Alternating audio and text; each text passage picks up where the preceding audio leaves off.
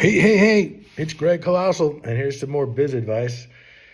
I don't know what number this is, but this is going to be about payment, invoicing, paying, and all that stuff. Now, this is a very controversial topic. You're going to be maybe unhappy with me when I tell you this, but there are some realities that you won't know until you're inside of this mess. You see, folks, you have to know how to pay people, who to pay, and when to pay, and that these things will change all the time. This is not something that you're doing out of malice. If you are maliciously trying to affect someone's economics through not paying or any kind of bogus little games, then this isn't the game I'm talking about. You've got a little evil in your heart, and somebody should spank you. I'm really talking about the reality of cash flow. And even though your heart's in the right place, the father of one of your staff members has made your menus at your restaurant for half the price of other people, and he needs his $2,500 when everyone else wanted $5,000. But in this next run of 30 days, you are very scared of your cash flow, and that $2,500 is going to be hard to let go of. This is what I'm trying to refer to as knowing when, knowing who, and knowing how you're going to pay that which you owe. This isn't popular. No one teaches this in business school. No one's going to tell you this because it's so dark and it's so not friendly and it's so off the beaten path that no one's going to tell you the truth. But this is the truth. If you have 10 grand in the pot and it's the month of January and things are so slow at your restaurant that you're very scared of what it's going to look like this month, then what you want to do, and if you spend, and then you have to pay this $2,500 bill, so your 10 grand will go to $7,500. Now, you know how much it costs to have your waiters in there and your waitresses and your cooks and your food and all this stuff. And you can see clearly the numbers do not line up if you drop that $2,500. So in this instance, and there will be many like this, you do not pay that $2,500. Now, what do you do to replace it? That's going to be hard to explain. So I'm going to leave it to the side. But you don't lose sleep over the fact that you cannot pay the $2,500. You're going to pay the $2,500, but you cannot in the immediate. So what do you do? What are you supposed to do in the meantime? Well, you have to contact the person, the vendor, quote unquote, and show them or use or open up the doors to them to let them know that there will be a small payment made in good faith, $300, in order to let them know that you appreciate what they've done for you, but it is a very dangerous time for you to let go of the 25. And if you do this throughout your career, throughout your, throughout this time in your start of your business or in the middle of your business, this is going to be of good faith. You have to remember that business was originally started with handshakes and agreements, primarily among men. Now there's contracts and lawyers and laws and there's all this stuff. But what you really are telling the person is, thank you so much for the discount, $2,500. I am in a situation right now where your menus are going to get into the hands of new people, and hopefully my sales will increase by February. But in the month of January, I cannot pay you the $2,500. Here's $300. And I will get you the rest in February when these menus do the job that I expect them to do. Now, this is a reality of business. The trick is When you're starting a company, you want to do business with people who are more established because they're going to be able to say, it's okay, Greg. We don't live or die by your 2,500, even though your company lives and dies by that 2,500. They have a generation of hundreds of thousands that come in a month, let's say. So they have a 30, 60, 90-day invoice kind of period. They have a way to help you because they do want your business. In another year, you're going to change the menu again and you're going to call them. So you don't want to hide and not answer the phone. Hey, Greg, we need that 25. Hello? You have to be forthcoming. And if they get aggressive, if they're too non-forgiving, if they don't understand the realities of your small business, almost every business person is you can't do business with them. They will destroy your life. Okay, so this is I don't know what you call terms of payment, kind of payment. Something that you can do. See, a lot of things, when it comes down to this, you're coming down to people. There's a person behind that number. There's a person who owns that business. There's a person writing that invoice out. And it's your job to go, wait a minute. I can't pay you your $2,500, but you're having a Christmas party. Excuse me.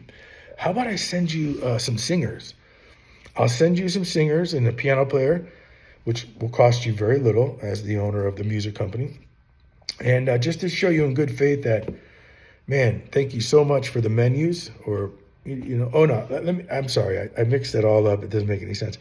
Let me send you some soup for your dinner party. It'll cost me very little. I'll send you 5 gallons of soup to serve 100 people. That's, you're not saying in lieu of, you're not going to say, I won't give you 2,500. I'm just going to give you some minestrone.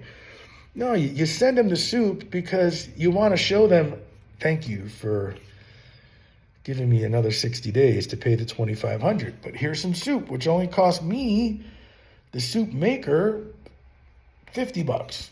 But it's going to make you happy. And this, people don't understand this about business. They don't understand this about life. It's a beautiful thing about life. And they don't feel ripped off. They don't feel like you're hiding. They feel respected. And maybe the soup is really delicious. Maybe it's the hit of the party. And it's a very beautiful thing about business. In fact, I wish the whole world still operated like this. It's called bartering, because it can make for some incredible moments in your life. I did it all the time. I did it all the time when I could. So paying people, the only people you have to live and die to pay, in other words, there is no excuse, is going to be your employees. You cannot not pay them. That's crazy. I mean, you could have a moment where you don't think you can, and there could be a situation where you can't. But if it lasts more than like a couple of days, and I would even dare say a week, like 2 pay cycles, you're asking of a sacrifice that is not fair, that is highly illegal. It's completely un-American. It's completely inhuman. I guess it can happen. I understand that it can happen. But once you pull the rug out from the people who flourish your business is it's going to be destroyed. You can't tell the chef and the waitress and the bartender, look, I can't pay you this week. Oh, he's like I already we talked about many times. Well, is he going to go to his landlord ready to pay rent and go, landlord, I can't pay you this month. He's going to go to his car payment and go, hey, Ford, I can't pay you. So there's a horrible trickle down when an employee suffers at the hands of the business owner. You are not a business owner if you're doing that. You're actually, I don't want to get emotional, but I really despise that. If you're asking someone to do something, it is for a profit. You're charitable people. If the cook is making 5 gallons of soup, you are selling that soup and hopefully you're making $600. And you have to pay the chef $1,000 at the end of the week. So you sell that soup, you get your 600, and you figure out where that other 400 comes. Maybe you don't have cable television, boss man. Maybe you don't have a car payment. You're driving an old jalopy. And that's the secret to success when you start a business. If you have a huge mortgage and a car payment and two cell phone bills and you're bringing your dog to the groomer, don't start a business unless your husband and wife are making hundreds of thousands of dollars. My advice is to people who do not have a cushion of a lover, a partner, or parent. This is real life business building. Man, I wish I could tell you the origin of these glasses. The man who owned these glasses passed away, and I'm happy I got his glasses. He was a older gentleman, but anyway, I kind of think of him every time I look at these videos. So, folks, who to pay, when to pay, how to pay, it's a very, very important thing to understand in business. And you're going to feel like a jerk because I've never not paid somebody before I was a businessman. And then I purposely didn't pay people when I was a businessman, not indefinitely, just in an untimely fashion. Because I was like, I need that money to buy that piano in order to teach these 10 kids who are taking lessons. Those 10 kids will slowly bring in $300 a week, or I'm just making up numbers. And in 4 weeks, I'll have the $1,200 just from that piano to pay that bill. I'm waiting for our $1,200. Okay. Now, this is the way business works.